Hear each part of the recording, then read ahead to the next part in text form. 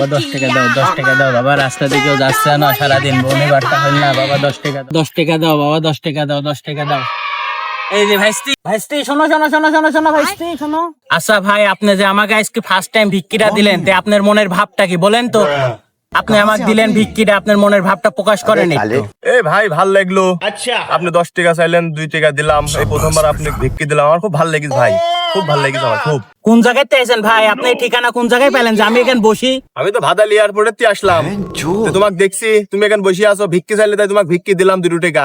আমার ব্যবহার আপনার কাছে কিরকম লাগলো ভাই? জনসাধারণের কাছে আমার সম্পর্কে আপনি কি বলতে চান ভাই?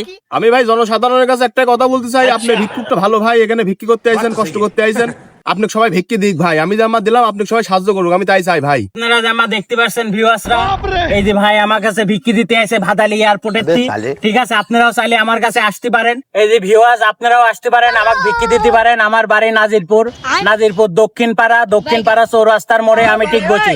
সকাল 8টা থেকে বিকাল 5টা পর্যন্ত ভিউয়ার্স আপনারা আমার কাছ থেকে আসতে পারেন। আচ্ছা ভাই, আমি কি আপনাকে ঠকাইছি নাকি? হ্যাঁ, যেই কয় টাকা চাইছিলাম সেই কয় টাকাই নিয়ে নিয়ে। না না ভাই, তুমি খুবই ভালো মানুষ, আমি তাই তোমার সবাই ভিক্ষি ভিক্ষি দিই, বুঝছো? তুমি খুবই ভালো মানুষ ভাই।